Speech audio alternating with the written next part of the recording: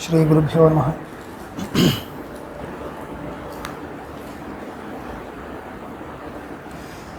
द्वितीयवर्णकस्य पूर्वपक्षः निरूप्यमानः अस्ति। तत्र कार्यविधिप्रवेशं विना कस्यापि वाक्यस्य प्रयोजनं निरूपयितुं न शक्यते। अतः उपासनाकार्यार्थम् उपासनरूपं यत् कार्यं तदर्थमेव ब्रह्मस्वरूपम् उपनिषत्सु बोध्यते, न तु स्वप्राधान्येन इत्युक्तम्। कर्तव्यविध्यननुप्रवेशे तु वस्तुमात्रकथने हानोपादानासंभवात्। तत्रैव हेतुः कर्तव्यं किञ्चित् न बोध्यते यदि, तर्हि केवलं वस्तुमात्रस्वरूपं किमर्थम् उपदिश्यते? तस्य हानम् उपादानं वा न सम्भवति, स्वीकारो वा त्यागो वा न सम्भवति। सप्तद्वीपा वसुमती राजासौ गच्छति इत्यादि वाक्यवत् वेदान्तवाक्यानाम् अनर्थक्यमेव स्यात्। केवलं वस्तुस्वरूपम् उच्यते, प्रयोजनं नास्ति इति भविष्यति। तदा शङ्का क्रियते, ननु वस्तुस्वरूपमात्रकथनेपि रज्जुरियं नायं सर्पः इत्यादौ भ्रान्तिजनितभीतिनिवर्तनेन अर्थवत्वं दृष्टम् एवं किल?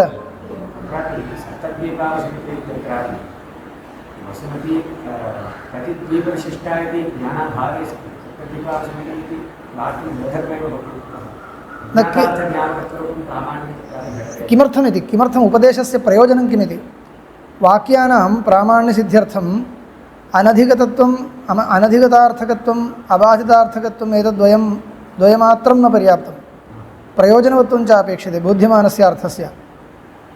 अनधिगतं भवतु किं ज्ञानेन किम् किमिति अवश्यं प्रश्नो भवति। तत् ज्ञात्वा किं कर्तव्यं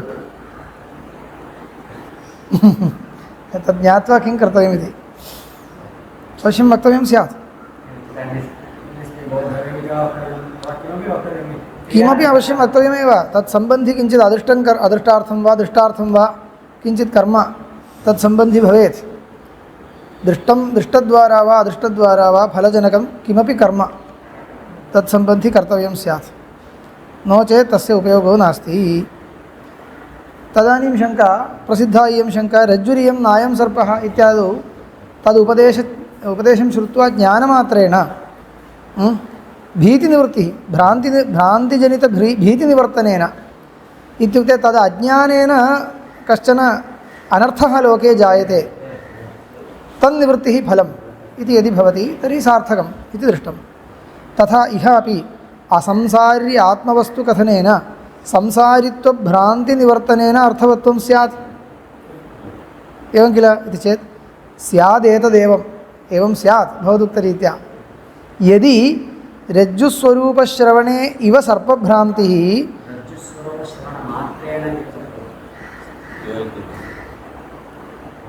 मात्रशब्दः अस्ति वा? अस्तु।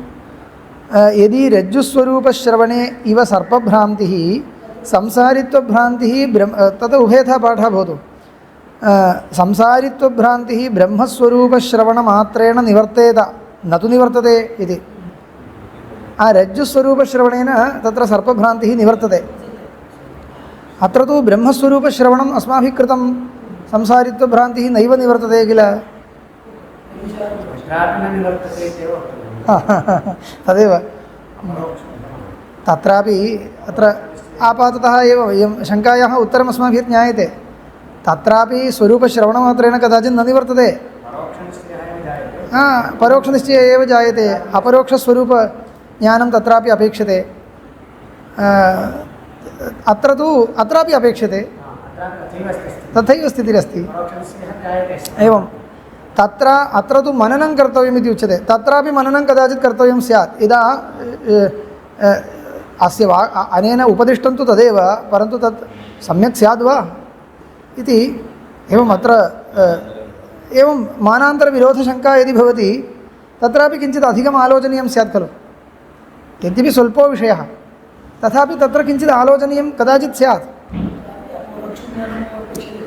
तत्र आयत्नेन समीपं गत्वा यदा दृश्यते तदा रज्जुस्वरूपसाक्षात्कारो भवति इति एतावान् विशेषः। अत्र तु अयत्नेन साक्षात्कारो न भवति इति। अपरोपि विशेषः, तत्र साक्षात्कारस्य कृते अन्यत् करणम् अपेक्षते। अत्र तु साक्षात्कारस्य कृतेपि इदमेव करणं तत्त्वमस्यादिवाक्यं शाब्दापरोक्षवादे। एतावन्तः विशेषाः सन्ति। तस्मात् ब्रह्मस्वरूपं श्रुतं संसारो न निवर्तते इत्यस्य इति कृत्वा अनर्थकम् इति यत् पृष्टं तस्य उत्तरम् अन्ते भाष्ये उच्यते, श्रुतं तावदेव न अवगतम् इति।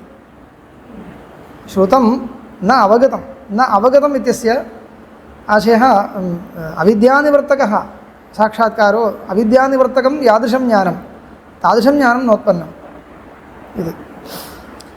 एतत्तु समाधानं वक्तव्यम्। इदानीं पूर्वपक्षः प्रचलति, स्यादेतदेवं यदि रज्जुस्वरूपश्रवणे इव सर्पभ्रान्तिः संसारित्वभ्रान्तिः ब्रह्मस्वरूपश्रवणमात्रेण निवर्तेत न तु निवर्तते। कुतः श्रुतब्रह्मणोऽपि यथा पूर्वं सुखदुःखादिसंसारित्वधर्मदर्शनात् श्रुतब्रह्मणः पुरुषस्य श्रुतं ब्रह्म येन सह तस्यापि यथा पूर्वं संसारित्वदर्शनात् श्रोतव्यो मन्तव्यो निदिध्यासितव्यः इति च श्रवणोत्तरकालयोर्मनननिदिध्यासनयोर्विधिदर्शनात्। एतत् किम्? अत्र पूर्वपक्षे कथम् उपयुज्यते? श्रवणानन्तरं मननं विधीयते, तस्मात् कर्तव्यविध्यनुप्रवेशः वर्तते इति। यतः श्रवणेन ब्रह्मस्वरूपं ज्ञातं किल, ज्ञातम् इतः परं किमपि न कर्तव्यम् इति वक्तव्यमासीत् श्रुत्या, परन्तु तथा न। श्रुतं ब्रह्मस्वरूपं श्रुत्वा ज्ञातं, तथापि मननं कुरु पुनः निदिध्यासनं कुरु इति श्रुतिः उपदिशति। तेन ज्ञायते ज्ञानं श्रवणेन उत्पन्नस्य ज्ञानस्य पुनः कर्मान्तरे एवं ज्ञातस्य ब्रह्मणः पुनः क्रियान्तरे प्रवेशो वर्तते। श्रवणेन ज्ञातस्य ब्रह्मणः पुनः मननरूपक्रियायां प्रवेशः वर्तते इति श्रवणोत्तरकालयोः मनननिदिध्यासनयोर्विधिदर्शनात्। तस्मात् प्रतिपत्तिविधिविषयतयैव शास्त्रप्रमाणकं ब्रह्म अभ्युपगन्तव्यमिति पूर्वपक्षः उपसंहृतः। प्रतिपत्तिविधिविषयतया अर्थकः? प्रतिपत्तिविधि नाम ज्ञानविधि इत्युक्ते ज्ञानं विधातुं शक्यते वा? प्रतिपत्तिर्नाम ज्ञानमित्येव वाच्यार्थः, परन्तु प्रतिपत्तिविधिः इत्युक्ते कः अर्थः वक्तव्यः?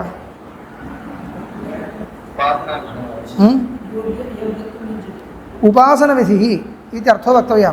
पूर्वं यत् पाठितं स्मर्तव्यं, गतपाठे एव उक्तं। प्रतिपत्तिविधिर्नाम उपासनविधिः। कः पूर्वपक्षः अत्र आसीत्? पूर्वतनं न श्रुतं वा? कः पूर्वपक्षः अत्र आसीत् उच्यताम्? अन्ततो गत्वा कः पूर्वपक्षः आसीत् द्वितीयवर्णके?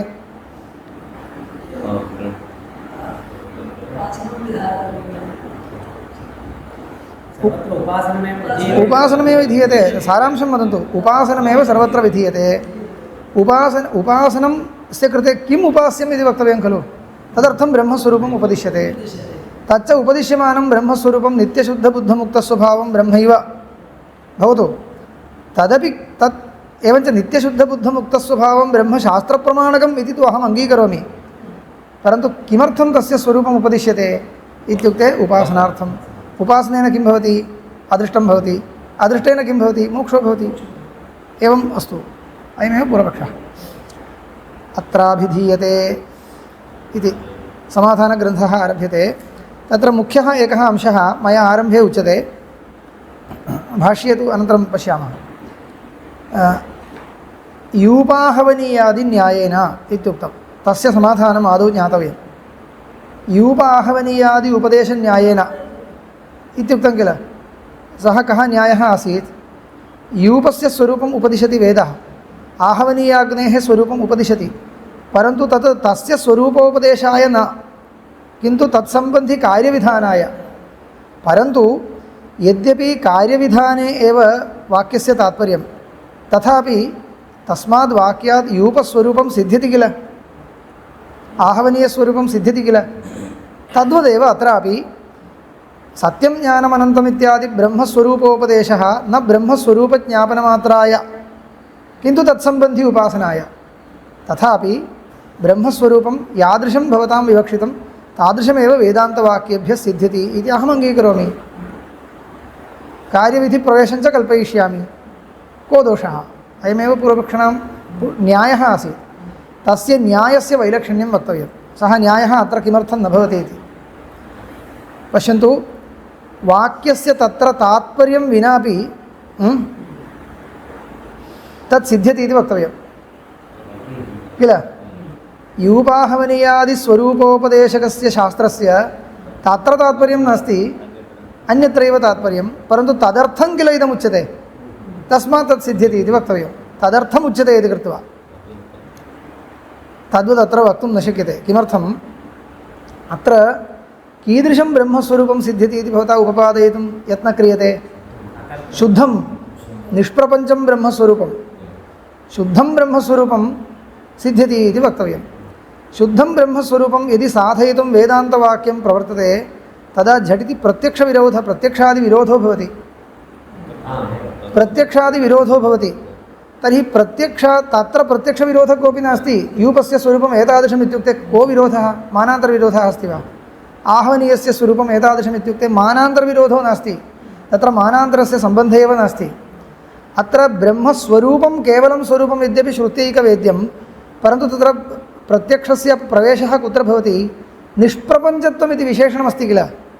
निष्प्रपञ्चत्वांशे प्रत्यक्षविरोधो भवति। तस्मात् प्रत्यक्षविरोधे सत्यपि श्रुत्या इदं साधयितुं शक्यते इति कदा वक्तव्यं? प्रबलत्वे सति वक्तव्यं। प्रत्यक्षापेक्षया प्रत्यक्षादिप्रमाणापेक्षया श्रुतेः प्राबल्यम् अङ्गीकृत्य इदं वक्तव्यं। श्रुतेः प्राबल्यं तात्पर्यविषयीभूते अर्थे वक्तव्यं। तात्पर्यवती श्रुतिप्रबला इति स्वीकृत्य किल वक्तव्यं। तर्हि तात्पर्यम् अन्यत्र वर्तते चेत् नैव सिद्ध्यति, नैव सिद्ध्यति। तात्पर्यं यदि अन्यत्र वर्तते तर्हि इदमपि सिद्ध्यति उच्यते किल। मानान्तरविरुद्धत्वात् न सिद्ध्यति। मानान्तरविरोधे जाग्रति सति न सिद्ध्यति। तत्र कोऽपि मानान्तरविरोधो नास्ति। तस्मात् पशुबन्धनाय यूपस्य स्वरूपम् उपदिश्यते भवतु, तथापि यूपस्य स्वरूपं तदेव, मानान्तरविरोधाभावात्। अत्र तु मानान्तरविरोधे जाग्रति सति एतत् न सिद्ध्यति। तस्मात् श्रुत्यपेक्षया श्रुतेः प्राबल्यम् उक्त्वा, प्रत्यक्षापेक्षया श्रुतेः प्राबल्यम् उक्त्वा किं अशुद्धस्वरूपं सिद्ध्यति इति वक्तव्यं। प्राबल्यं वक्तुं प्रथमतः तात्पर्यं वक्तव्यं, मुख्यं तात्पर्यं वक्तव्यं, न तु यथा कथञ्चित् अवान्तरतात्पर्येण न सिद्ध्यति। अवान्तरतात्पर्यादिकल्पनम् असति बाधके। इदानीं तत्र यूपस्वरूपेपि अवान्तरमेव तात्पर्यमस्ति खलु।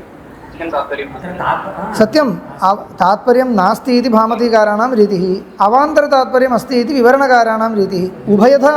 उभयथा अपि तत् सिद्धिः असति बाधके एव। मानान्तर अविरुद्धे एव अर्थे अवान्तरतात्पर्यमपि कल्पनीयम् इत्येव।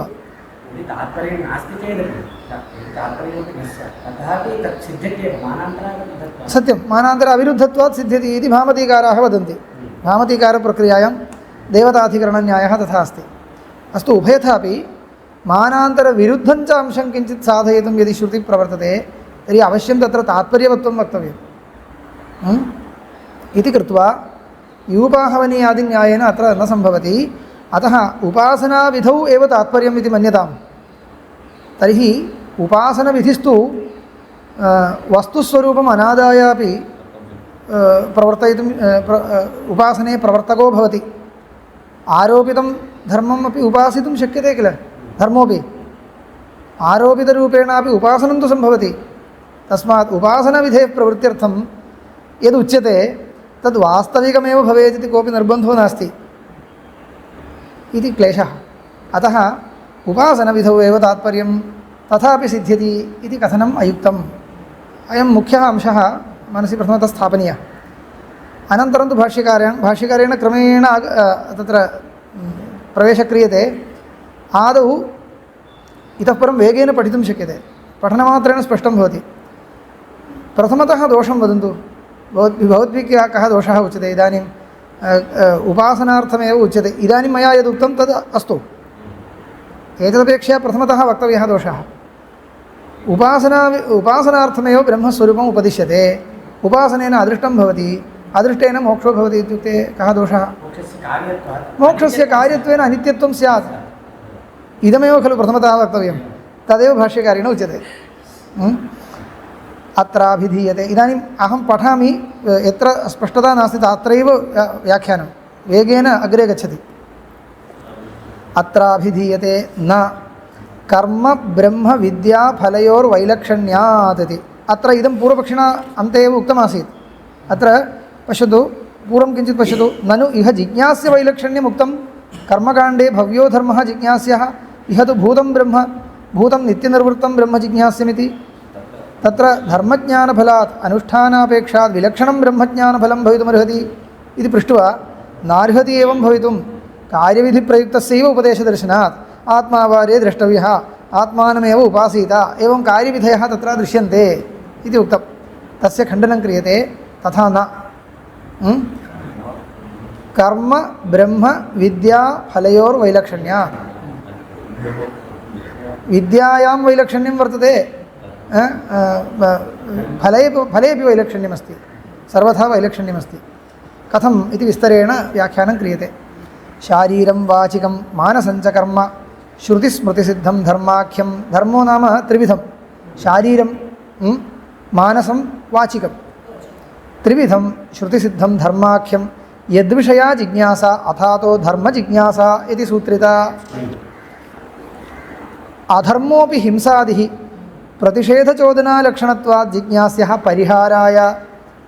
अत एव अथातो धर्मजिज्ञासा इत्यत्र प्रश्लेषं कृत्वा अथातः अधर्मजिज्ञासा इत्यपि उच्यते।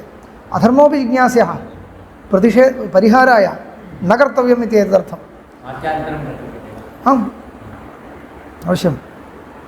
तयोश्चोदनालक्षणयोः अर्थ अनर्थयोः धर्म अधर्मयोः फले प्रत्यक्षे सुखदुःखे शरीरवाङ्मनोभिरेव उपभुज्यमाने विषयेन्द्रियसंयोगजन्ये ब्रह्मादिषु स्थावरान्तेषु प्रसिद्धे फले।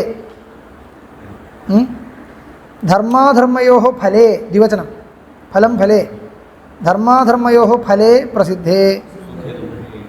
किं फले? सुखं दुःखं च, सुखदुःखे प्रत्यक्षम् अनुभूयमाने, सुखं च दुःखं च प्रत्यक्षम् अनुभूयते। पश्यतु, तयोश्चोदनालक्षणयोः धर्माधर्मयोः अर्थ अनर्थयोः धर्म अधर्मयोः फले प्रत्यक्षे सुखदुःखे शरीरवाङ्मनोभिरेव उपभुज्यमाने अनुभूयमाने विषयेन्द्रियसंयोगजन्ये फले ब्रह्मादिषु, ब्रह्म इत्युक्ते चतुर्मुखब्रह्म, परं ब्रह्म न, तस्य सुखदुःखादिकं नास्ति, जीवान्तर्गतः अत्यन्तसर्वापेक्षया उत्कृष्टो जीवः अयमेव। ब्रह्मादिषु स्थावरान्तेषु प्रसिद्धे। स्थावरं वृक्षादयः, तेऽपि प्राणिनः। मनुष्यत्वादारभ्य ब्रह्मान्तेषु देहवत्सु सुखतारतम्यमनुभूयते। मनुष्यत्वादारभ्य ब्रह्मान्तेषु देहवत्सु अनुश्रूयते, अनुभूयते इति न, मया अन्यथा पठितम्, अनुश्रूयते। अतः अन्यस्य सुखम् अस्माभिर्न अनुभूयते खलु, अनुश्रूयते। मनुष्यत्वादारभ्य ब्रह्म सर्वेषु देहवत्सु यत् सुखम् अनुभूयते तद् एकरूपं वा? किन्तु अनेकरूपं। किं कारणं? धर्मजन्यत्वात्।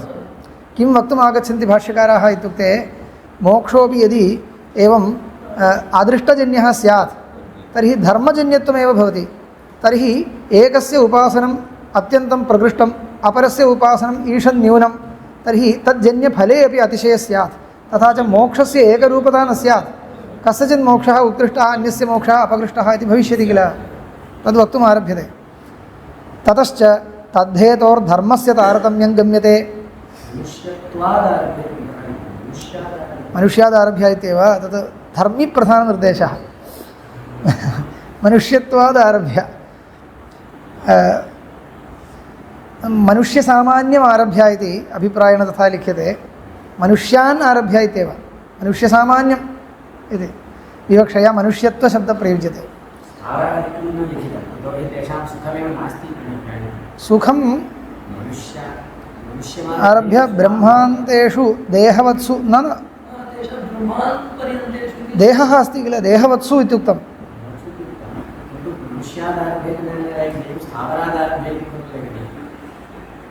तथा वा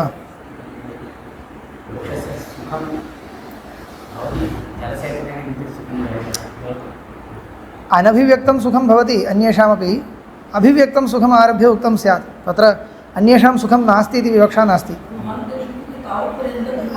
सुखं तु वर्तते एव तत्र अपकृष्टं भवति तावदेव ततश्च एतेन किं भवति फलतारतम्यं साधनतारतम्यम् अनुमापयति फलतारतम्यं दृष्ट्वा तत् साधनतारतम्यं लभ्यते ततश्च तद्धेतोर्धर्मस्य तारतम्यं गम्यते धर्मतारतम्यात् अधिकारितारतम्यं सर्वेषाम् एकरूपः अधिकारो नास्ति तर्हि अनुष्ठानेपि वैलक्षण्यं भवति प्रसिद्धं च अर्थित्वसामर्थ्यादिकृतम् अधिकारितारतम्यम् अर्थित्वं सामर्थ्यं एतत् सर्वं भिन्नं कश्चित् अत्यन्तम् अर्थयते कश्चित् न अर्थयते एवं रीत्या कस्यचित् सामर्थ्यम् अधिकम् अनुष्ठानविशेषे कस्यचित् सामर्थ्यं न्यूनम् इत्येवम् अधिकारितारतम्यं यत् तथा च यागाद्यनुष्ठायिनामेव विद्यासमाधिविशेषाद् उत्तरेण पथागमनम् अधिकारितारतम्यं धर्मतारतम्यं च निमित्तीकृत्य केषाञ्चित् यागादीन् ये अनुतिष्ठन्ति तेषां विद्यासमाधिविशेषात् तेषाम् उपासनं च वर्तते यागादिकमपि अनुतिष्ठन्ति उपासनं च वर्तते तेषां धर्मः अधिकः उत्कृष्टः धर्मः इति कृत्वा उत्तरेण पथागमनं ब्रह्मलोकगमनम् उत्तरेण पथा इत्युक्ते ब्रह्मलोकमार्गः अयम् उक्तः तत्र गमनं केवलैरिष्टापूर्तदत्तसाधनैः यागादिकं नास्ति सामान्यतः धर्माचरणं कुर्वन्ति तेषां किं भवति इष्टापूर्तदत्तसाधनैः धूमादिक्रमेण दक्षिणेन पथागमनम् एवं गीतायाम् उक्तम् अग्निर्ज्योतिरः शुक्लषण्मासः उत्तरायणं गतिद्वयम् उक्तं तत्रापि सुखतारतम्यं तत्साधनतारतम्यं च शास्त्रात् यावत् सम्पातमुषित्वा इत्यस्मात् गम्यते तत्रापि सुखतारतम्यं भवति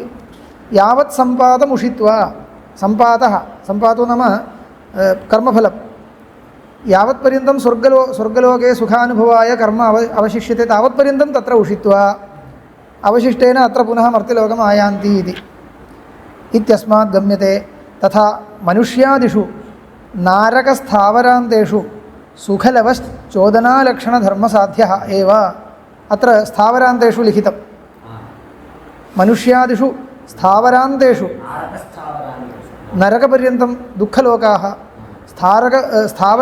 स्थावरादिशरीरं तदप्यस्ति तत्र सुखलवः लेशमात्रेण सुखं दुःखं च अधिकम् इत्येवं सुखलवश्चोदनालक्षणधर्मसाध्यः कुतः एवं जातं चोदनालक्षणस्य धर्मस्य वैलक्षण्यवशात् कस्यचित् महादुःखप्राप्तिसाधनं पापं कर्म वर्तते तर्हि नरकं गच्छति इत्येवम् एतत् सर्वं प्रतिषेधचोदनायाः उल्लङ्घनं कृतम् इति कृत्वा तत्र गन्तव्यम् इत्येवम् एतत् सर्वं धर्मसाध्यं धर्माधर्मसाध्यमिति उभयं सुखलवः इत्युक्तम् इति कृत्वा धर्मसाध्यः इत्युक्तं दुःखस्यापि उपलक्षणम् एवञ्च तारतम्येन वर्तते इति धर्मस्य स्वरूपं निर्णीतं धर्मफलं च एवमेव वर्तते तथा ऊर्ध्वङ्गतेषु अथोगतेषु च देहवत्सु दुःखतारतम्यदर्शनात् तद्धेतोरधर्मस्य प्रतिषेधचोदनालक्षणस्य तदनुष्ठायिनां च तारतम्यं गम्यते एवं किल ऊर्ध्वङ्गतेषु अधोगतेषु च देहवत्सु केचन ऊर्ध्वलोकं गताः केचन अधोलोकं गताः देहवत्सु दुःखतारतम्यदर्शनात् ऊर्ध्वलोकं गतेषु स्वल्पं दुःखम् अधोलोकं गतेषु महादुःखं स्वल्पं दुःखं तत्रापि वर्तते स्वर्गेपि लोकशब्देन द्वयं ग्रहीतुं शक्यते उत्कृष्टं शरीरमित्यपि तादृशशरीरप्राप्तियोग्यं स्थानं तदपि ग्रहीतुं शक्यते स्वल्पं सुखं स्वल्पं दुःखं स्वर्गे अस्ति स्वल्पं सुखं नरकेपि अस्ति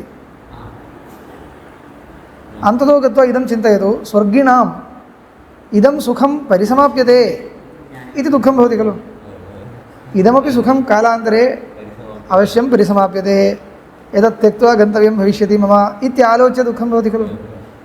नरकगामिनामपि एतादृशं दुःखमपि समाप्यते, समाप्य मम सुखं भविष्यति इति आलोच्य सुखं भवति।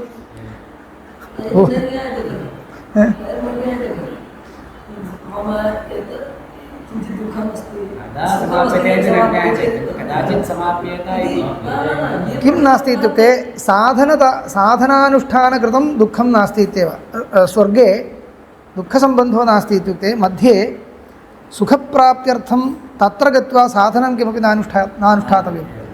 अस्माकं सुखप्राप्त्यर्थं सामग्रीसङ्कलनक्लेशः वर्तते, तादृशक्लेशः तत्र नास्ति। तत्प्रयुक्तदुःखं नास्ति इत्येव। अन्यादृशं दुःखं तु सम्भाव्यते, तावदेव। एवञ्च तत्र तारतम्यं वर्तते, तत्रापि तारतम्यं वर्तते। अत एव बहूनां कर्मणां स्वर्गफलकत्वं श्रुत्या उपदिश्यते। परन्तु गङ्गास्नानस्यापि स्वर्गो भवति, ज्योतिष्टोमस्यापि स्वर्गो भवति इत्युक्ते कः ज्योतिष्टोमं कुर्यात्, गङ्गास्नानं तु सुलभसाध्यम् इत्युक्ते तथा न। तत्र अतिशयः कल्पनीयः। आयासतारतम्यानुसारेण फलेपि अतिशयः अवश्यं कल्पनीयः इति जातं वा। तारतम्यं गम्यते। एवम् अविद्यादिदोषवतां धर्माधर्मतारतम्यनिमित्तं शरीरोपादानपूर्वकं सुखदुःखतारतम्यम् अनित्यं संसाररूपं श्रुतिस्मृतिन्यायप्रसिद्धम्। संसारो नाम एतादृश एव धर्मतारतम्यनिमित्तशरीरोपादानपूर्वकः सुखतारतम्यानुभवः, तारतम्येन सुखदुःखानुभवः, अयमेव किल संसारः। धर्मतारतम्यनिमित्तं शरीरोपादानपूर्वकं धर्माधर्मतारतम्यनिमित्तं शरीरोपादानपूर्वकं सुखदुःखतारतम्यम् अनित्यं संसाररूपम्, अयमेव संसारः इत्युच्यते। केचन सुखिनः केचन दुःखिनः इत्येवं धर्माधर्मतारतम्यनिमित्तं दृश्यते। एतत्तु श्रुतिस्मृतिन्यायप्रसिद्धं। तथा च श्रुतिः न ह वै सशरीरस्य सतः प्रियाप्रिययोरपहतिरस्ति इति यथा वर्णितं संसाररूपम् अनुवदति। संसारस्य स्वरूपं श्रुतिरनुवदति। न ह वै सशरीरस्य सतः प्रियाप्रिययोरपहतिरस्ति। यः सशरीरः तस्य प्रियं वा अप्रियं वा किमपि भवत्येव, किञ्चित् प्रियं भवति किञ्चित् अप्रियं भवति। सशरीरस्य सतः न हि प्रियाप्रिययोः अपहतिः, अपहतिः नाम त्यागः न कर्तुं शक्यते। हानिर्न अवश्यं भवत्येव इति, एवं वा। सशरीरस्य इत्यस्य अर्थः शरीरे तादात्म्याध्यासवतः। अत एव अग्रे अशरीरं वा वसन्तं न प्रियाप्रिये स्पृशतः एतद्वक्तुमेव। अशरीरं वा वसन्तं यः अशरीरः शरीरे तादात्म्याध्यासरहितः तस्य प्रियाप्रिये न स्पृशतः न स्तः इति। अध्यासो नास्ति इति, तादात्म्याध्यासो नास्ति, अत एव तस्य प्रियाप्रियसंस्पर्शो नास्ति इति वदति। इति प्रियाप्रियसंस्पर्शप्रतिषेधात् चोदनालक्षणधर्मकार्यत्वं मोक्षाख्यस्य अशरीरत्वस्य प्रतिषिध्यते इति गम्यते। तस्मात् मोक्षो नाम अशरीरत्वमेव मोक्षः, एवं किल। अशरीरत्वमेव मोक्षः। अशरीरत्वं मोक्षाख्यम् इति अग्रे भाष्यकाराः लिखन्ति। अशरीरत्वं नाम शरीरे तादात्म्याध्यासो नष्टश्चेत् मोक्ष एव। परन्तु किं वक्तव्यं, शरीरे त्रिविधशरीरेष्वपि तादात्म्याध्यासः स्थूलसूक्ष्मकारणशरीरेषु। स्वप्नदशायां स्थूलशरीरे तादात्म्याध्यासो नास्ति, सुषुप्तिदशायां स्थूलशरीरे सूक्ष्मशरीरे च तादात्म्याध्यासो नास्ति, परन्तु कारणशरीरे तादात्म्याध्यासो वर्तते। एतत्त्रयम् अपगतं चेत् मोक्ष एव इति। एतत्तु चोदनाकार्यं विधिकार्यं न, धर्मप्रयुक्तं कार्यं नास्ति इति वक्तुमेव श्रुतिः एवम् अस्मान् उपदिशति इति। प्रतिषेधचोदनालक्षणधर्मकार्यत्वं मोक्षाख्य प्रियाप्रियस्पर्शप्रतिषेधात्, प्रतिषेधलक्षण न, प्रियाप्रियस्पर्शप्रतिषेधात् मुक्तस्य प्रियम् अप्रियञ्च नास्ति। प्रियञ्च अप्रियञ्च कस्य भवति, धर्मं यस्य धर्माधर्मौ स्तः तस्यैव भवति इतिवत् कथयन्ती श्रुतिः। चोदनालक्षणकर्म धर्मकार्यत्वं मोक्षाख्यस्य अशरीरत्वस्य प्रतिषिध्यते। मोक्षाख्यम् अशरीरत्वं मोक्षाख्यं तस्य चोदनालक्षणधर्मकार्यत्वं नास्ति इति भाष्यकारः सूचयति, श्रुतिः सूचयति इति गम्यते।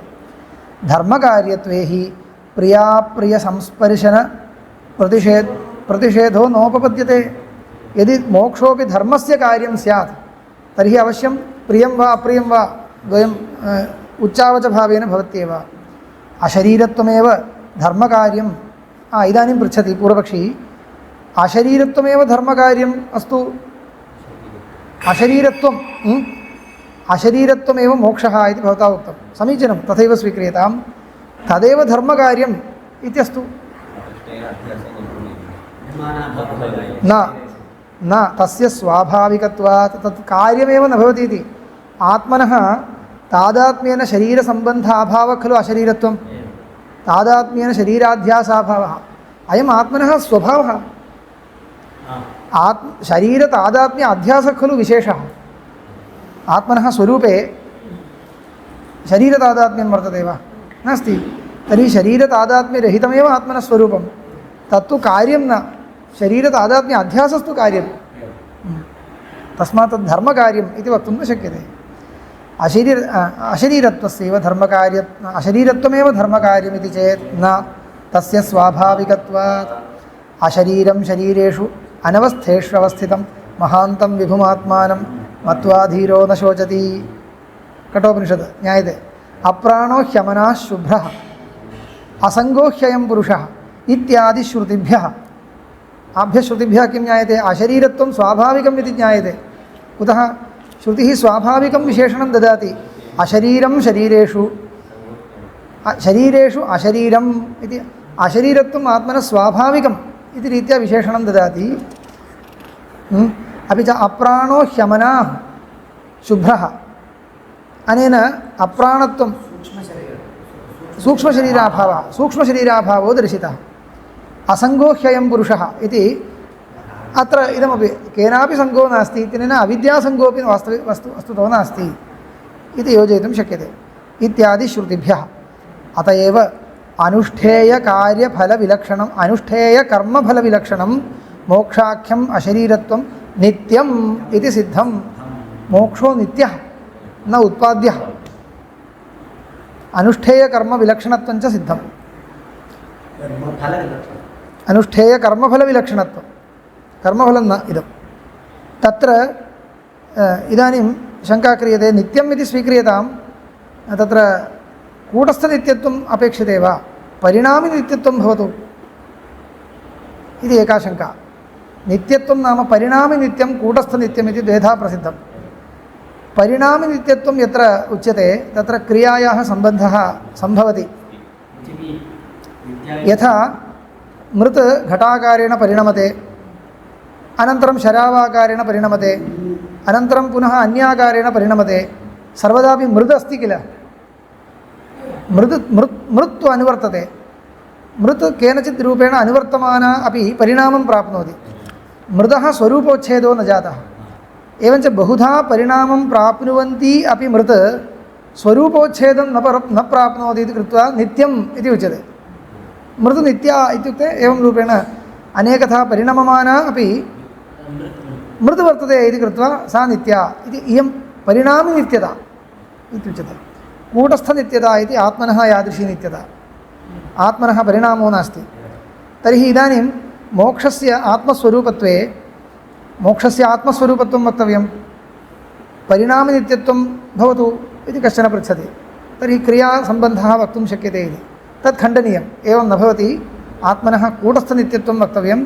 तस्मात् आत्मस्वरूपस्य मोक्षस्यापि कूटस्थनित्यत्वं वक्तव्यम्। एवञ्च इदानीं संसारदशा इति या दशा उच्यते तस्यां दशायाम् अपि मुक्त एव आत्मा, बद्धत्वभ्रममात्रं वर्तते अविद्यावशात् इति अस्माकं या प्रक्रिया सा इदानीं वक्तव्या। तदर्थम् आरम्भः। तत्र किञ्चित् परिणामिनित्यं तस्य लक्षणमुच्यते। यस्मिन् विक्रियमाणेपि तदेवेदमिति बुद्धिर्न विहन्यते यस्मिन् मृत्पदार्थे घटशरावाद्याकारेण विक्रियमाणे सत्यपि तदेव इदं मृदेव घटः मृदेव शरावः इति बुद्धिर्न अपगच्छति न विहन्यते न अपगच्छति तद् परिणामनित्यं स्पष्टं यथा पृथिव्यादि जगन्नित्यत्ववादिनां यथा च सांख्यानां गुणाः इति यथा पृथिव्यादि जगत् इति न पृथिव्यादि दृष्टान्तः केषां जगन्नित्यत्ववादिनां मीमांसकादीनां नैयायिकादीनामपि वा पृथिव्यादि पृथिवी वर्तते सा नित्या तर्हि पृथिव्याः कोऽपि परिणामो नास्ति वा अस्ति परमाणुः नित्यः इति उच्यते तथापि परमाणोः परिणामः अस्ति परिणामो नाम यद्यपि साङ्ख्याः यथा वदन्ति अवयवविश्लेषपूर्वकम् अन्यथा भावः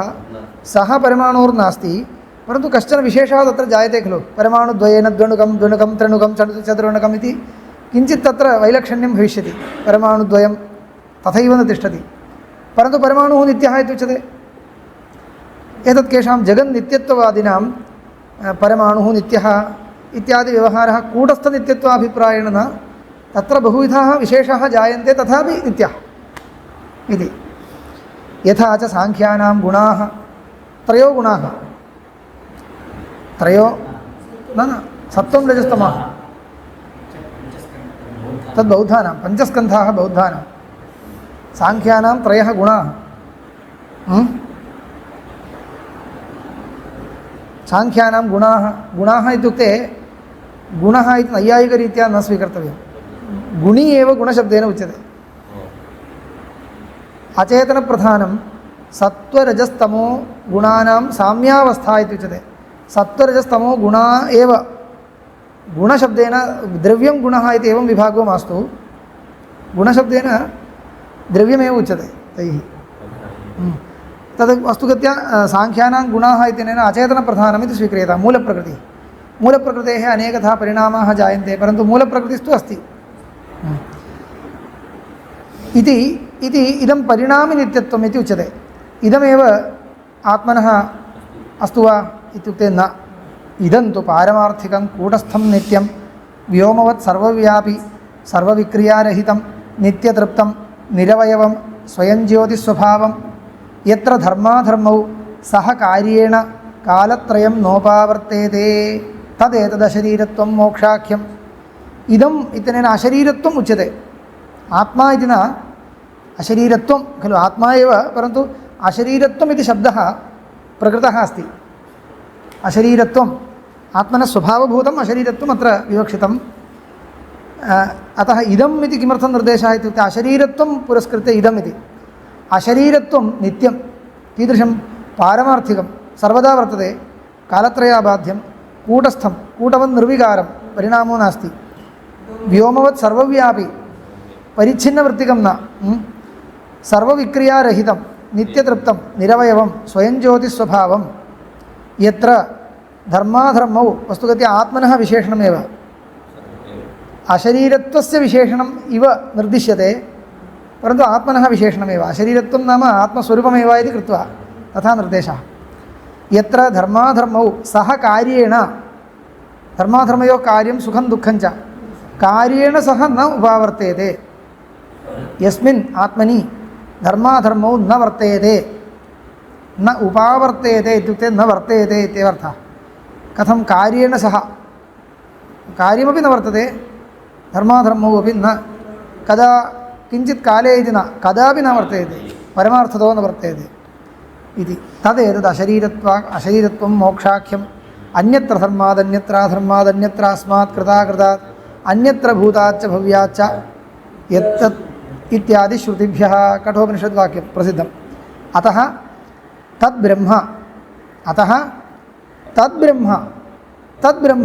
तद्ब्रह्म इत्युक्ते इदम् अशरीरत्वं यस्य स्वरूपम् इदम् इदानीं पूर्वं वर्णितम् अशरीरत्वं मोक्षस्वरूपं मोक्षः यस्य स्वरूपं तद्ब्रह्म यस्य इयं जिज्ञासा प्रस्तुता तस्य जिज्ञासा अत्र प्रस्तुता वर्तते अथातो ब्रह्मजिज्ञासा इति इत्युक्ते अशरीरत्वं मोक्षः इति उच्यते अशरीरत्वं च ब्रह्मस्वरूपम् इत्युच्यते तर्हि मोक्षः ब्रह्मस्वरूपं जातं तर्हि मोक्षः अदृष्टेन उत्पाद्यते इत्युक्ते ब्रह्मस्वरूपम् उत्पाद्यते इत्येव अर्थः अन्ततो गत्वा उक्तः स्यात् तदेतद् अयुक्तं ब्रह्मणः जिज्ञासा प्रस्तुता किल तद् यदि कर्तव्यशेषत्वेन उपदिश्येत तेन कर्तव्यत्वेन साध्यश्चेत् मोक्षः अभ्युपगम्येत अनित्य एव स्यात् कर्मणा साध्यः मोक्षः इति उच्येत कर्तव्यशेषत्वेन उपदिश्येत तर्हि मोक्षः अनित्य एव स्यात् तत्र एवं सति यथोक्तकर्मफलेष्वेव तारतम्यावस्थितेषु अनित्येषु कश्चित् अतिशयो मोक्ष इति प्रसज्येत पश्यतु चतुर्षु पुरुषार्थेषु मध्ये मोक्षः परमपुरुषार्थः इत्युक्ते सर्वं कर्मफलमेव कर्मफलेषु मध्ये स्वर्गब्रह्मलोकाद्यपेक्षया इतोपि कश्चन उत्कृष्टः फलविशेषः मोक्षः इत्येव स्यात् कथं लिखितं पश्यतु तत्र एवं सति यथोक्तकर्मफलेष्वेव तारतम्येन अवस्थितेषु अनित्येषु मध्ये कश्चित् अतिशयः इत्युक्ते बहुकालस्थायी इदमेव बहुकालस्थायित्वमेव अतिशयः इत्येव स्यात् अनित्येषु मध्ये नित्यः कथं भवति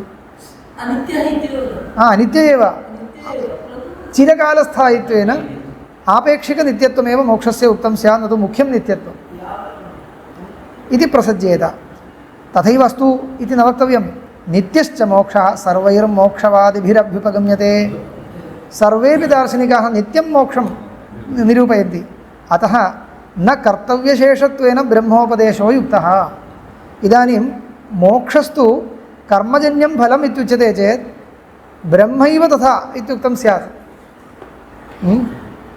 मोक्षस्वरूपं ब्रह्मस्वरूपमेव इति कृत्वा ब्रह्मण एव भवता कर्मशेषत्वम् उक्तं स्यात्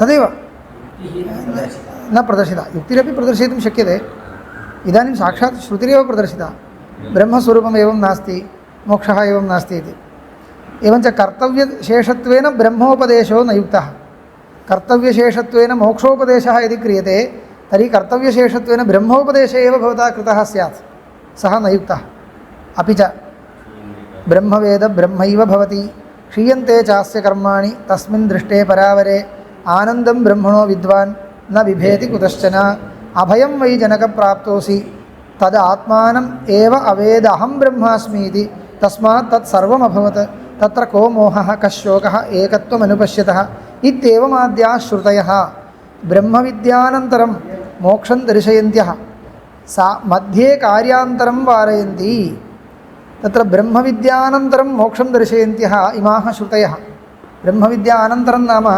अग्रिमकाले इत्यर्थो नास्ति ब्रह्मविद्यायां सत्यां किञ्चित् कालविलम्बं विनैव अव्यवधानेन इत्यर्थः स्वल्पमपि व्यवधानं विना मोक्षो भवति ब्रह्मवित् ब्रह्मैव इत्युक्तं भविष्यति इति नोक्तं ब्रह्मवित् ब्रह्मैव इत्युक्तं तर्हि ब्रह्मज्ञानानन्तरं किमपि कर्तव्यम् इति प्रतीयते वा ब्रह्मज्ञानात् प्रागेव कर्तव्यमस्ति ब्रह्मज्ञानाद् अनन्तरम् अविद्यानिवृत्त्यर्थं वा अन्यार्थं वा किमपि कर्तव्यम् इति नैव प्रतीयते पूर्व उद्धृतान् श्रुतिवाक्यान् पठित्वा वाक्यानि पठित्वा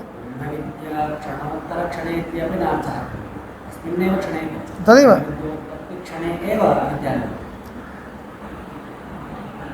तथैव श्रुतिवाक्येभ्यः प्रतीयते इति इत्यादि श्रुतिभ्यः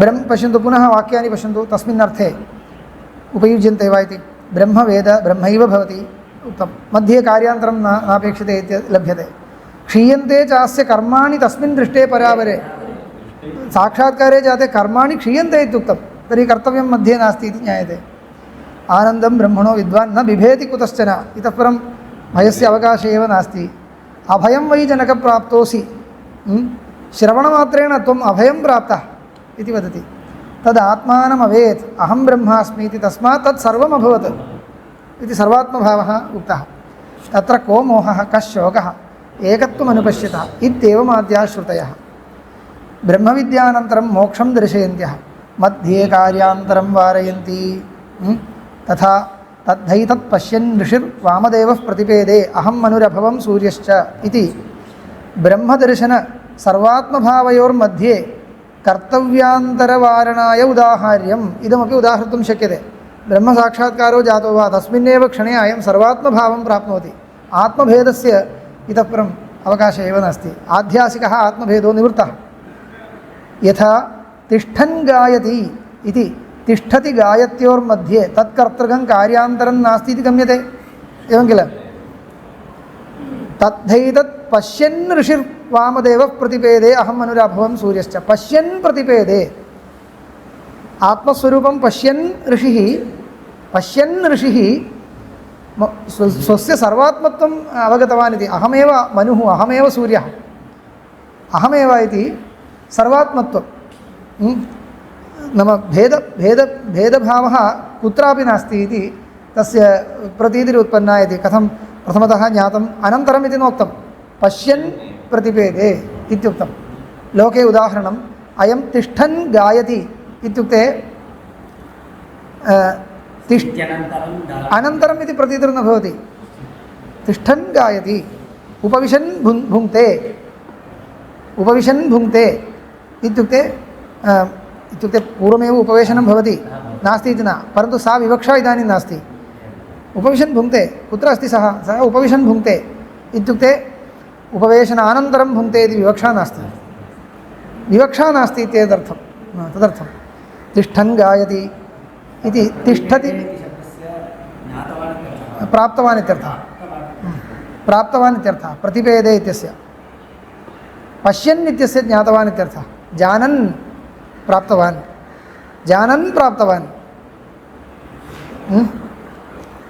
इति नास्ति इति गम्यते त्वं हि न पिता योऽस्माकम् अविद्यायाः परम्पारं तारयसि श्रुतं गृह्येव मे भगवद्दृशेभ्यस्तरति शोकमात्मवित् इति सोऽहं भगवः शोचामि तन्मा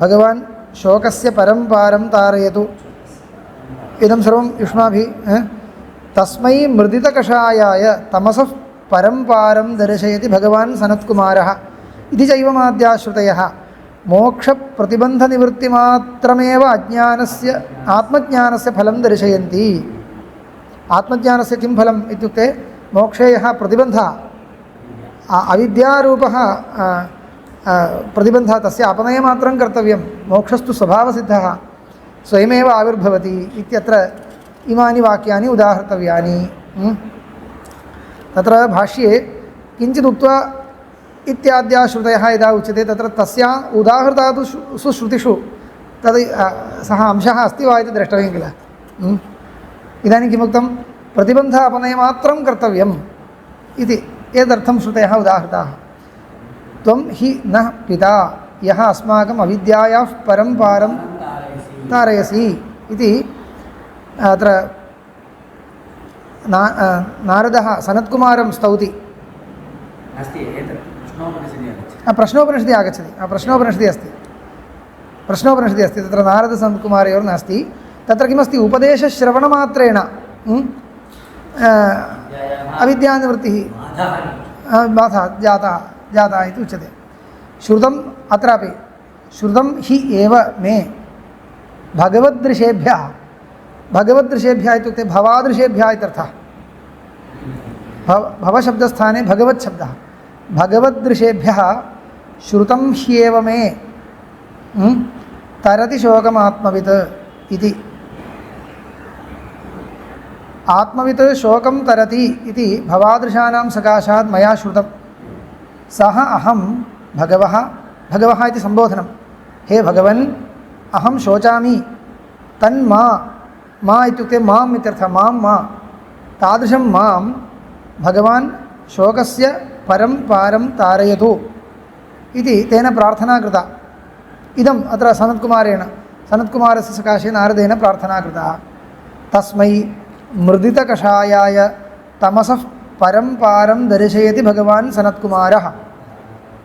सनत्कुमारः तस्मै मृदितकषायाय कषायो नाम कर्मवासना कर्मवासना यदा मृदिता तावन्मात्रेण तस्मै तमसः पारं दर्शयति सनत्कुमारः अविद्यायाः अन्तं दर्शयति इत्युक्ते किमपि मध्ये एतत् कर्मवासनायां नष्टायां सत्यां प्रतिबन्धापनये सति इतः परं किमपि कर्तव्यं नास्ति इति अनेन ज्ञायते मृदितं नष्टं मृदितकषायाय मृदितः कषायः यस्य सः मृदितकषायः तस्मै मृदितकषायाय इति चैवमाद्याः श्रुतयः मोक्षप्रतिबन्धनिवृत्तिमात्रेण मात्रमेव आत्मज्ञानस्य फलं दर्शयन्ति आत्मज्ञानस्य अविद्यानिवृत्तिमात्रं फलं मोक्षस्तु न फलं मोक्षस्य फलत्वव्यवहारः कुतः इत्युक्ते उद्देश्यत्वमात्रेण भवतु तत्र कार्यकारणभावोऽपि नापेक्षते एवं योगक्षेमसाधारणकारणता वक्तुं शक्यते इष्यमाणत्वमात्रेण फलत्वव्यवहारः इच्छायां मुमुक्षोः इच्छायाम् उद्देश्यत्वमस्ति जन्यत्वाभावेपि उद्देश्यत्वमस्ति अतः फलत्वव्यवहारः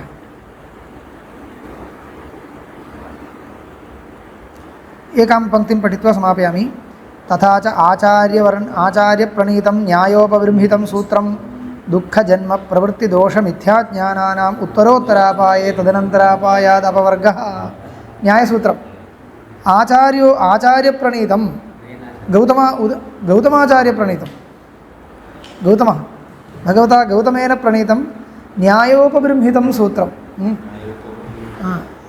न्यायेन उपबृंहितं न्यायविशिष्टं न्यायं युक्तिः तर्कम् आलोच्य किल गौतमः सूत्राणि प्रणयति सः किं वदति दुःखजन्म प्रवृत्तिदोषमिथ्याज्ञानानाम् उत्तरोत्तरापाये तदनन्तरापायाद् अपवर्गः इति वदति इदं सूत्रम् अस्माभिः किमर्थमत्र स्वीकृतं नाम तत्त्वज्ञानस्य साक्षात् कार्यं मिथ्याज्ञाननिवृत्तिरेव इति अङ्गीकृतवान् सः ज्ञानस्य अन्यत् किमपि कार्यं नास्ति तत्त्वज्ञानेन मिथ्याज्ञाननिवृत्तिः उत्तरोत्तरापाये तदनन्तरापायादित्यस्ति दुःखजन्म प्रवृत्तिदोष मिथ्याज्ञानानाम् इत्यस्ति तत्त्वज्ञानेन मिथ्याज्ञाने निवृत्ते मिथ्याज्ञाननिवृत्त्या दोषनिवृत्तिः दोषनिवृत्त्या प्रवृत्तिनिवृत्तिः प्रवृत्तिनिवृत्त्या जन्मनिवृत्तिः जन्मनिवृत्त्या दुःखनिवृत्तिः इत्यस्ति तर्हि तत्त्वज्ञानेन किं निवर्तते तत्त्वज्ञानं मोक्षस्य कारणम् इति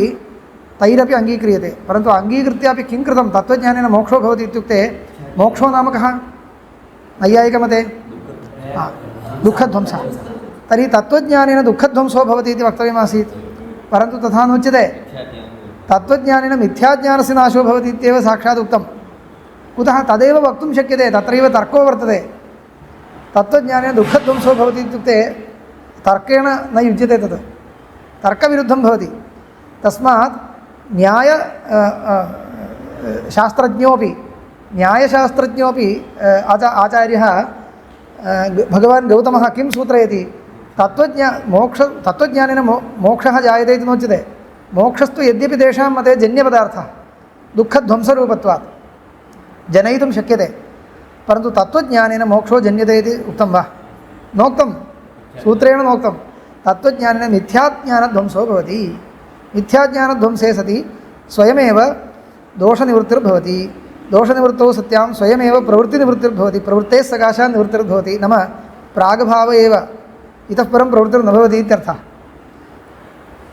तथा अवगन्तव्यम् उत्पन्नं दुःखं तत्र दुःखध्वंसो मोक्षः इत्युक्तं खलु उत्पन्नं दुःखं स्वयमेव नश्यति तस्य कृते किमपि नापेक्षते तर्हि दुःखध्वंसो नाम परिष्कर्तव्यम् इदानीन्तन चरमस्य दुःखस्य ध्वंसः इत्युक्तं वस्तुगत्या तत्त्वज्ञानं कुत्र साधनम् इत्युक्ते विद्यमानस्य दुःखस्य ध्वंसाय न तत्त्वज्ञानं तु इदानीन्तन दुःखे नष्टे पश्यन्तु दुःखध्वंसो मोक्षः तैः उक्तं किञ्चित् विशेषणं योजितम् आत्यन्तिकदुःखध्वंसः इति अन्यथा इदानीन्तनदुःखध्वंसे अतिव्याप्तिर्भवति किं नाम आत्यन्तिकत्वं नाम इतः परं यथा दुःखं न भविष्यति तादृशदुःखध्वंसः इति परिष्कारः कृतः प्रागभाव असमानकालीनमिति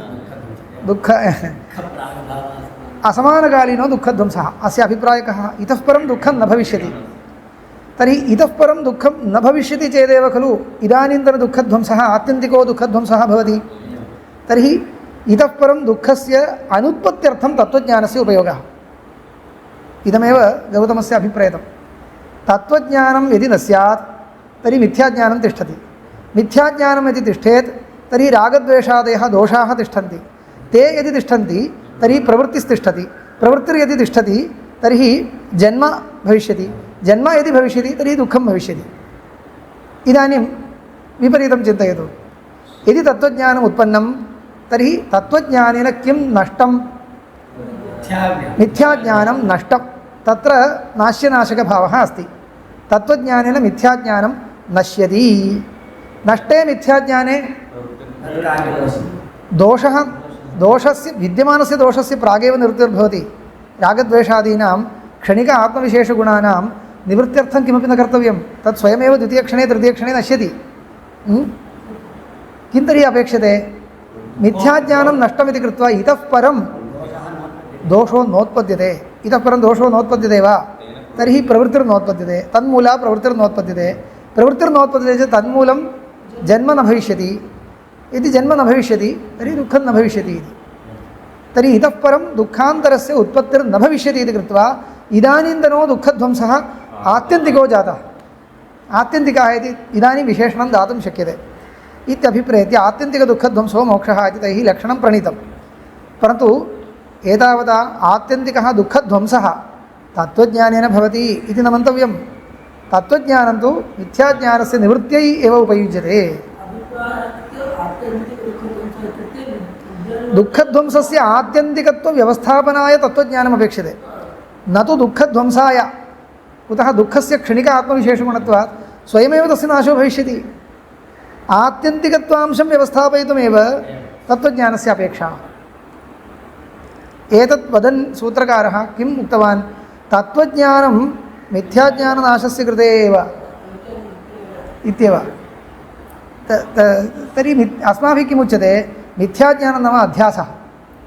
अध्यासस्यापि या कारणीभूता अविद्या तन्नाशाय इति अस्माभिरुच्यते।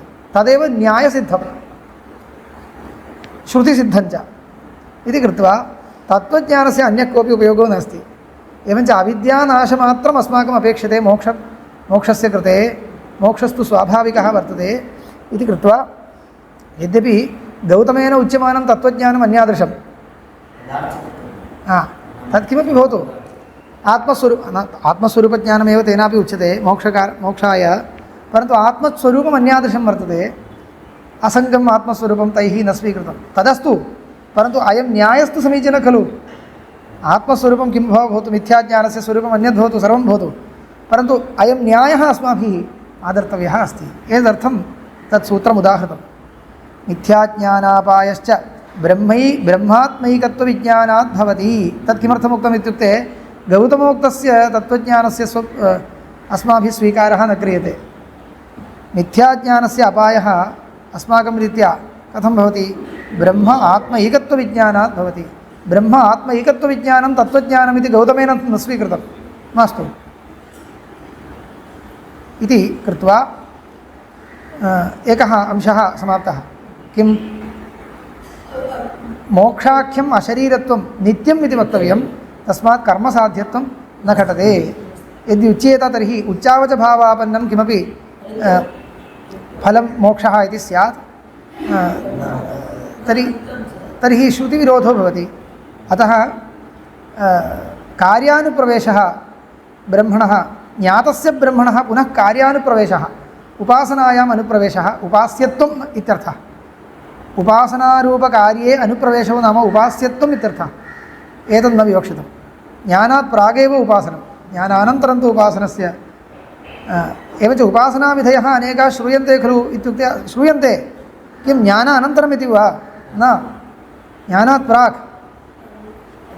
प्रागेव। मननमपि ज्ञानात् प्रागेव, निधिध्यासनमपि ज्ञानात् प्रागेव। ज्ञानानन्तरं किमपि कर्तव्यम् उपदिश्यते वा वेदान्तेन इति परीक्ष्यतां, नैव उपदिश्यते इति सिद्धम् इति आशयः। इति वक्तुं न शक्यते। ओम्।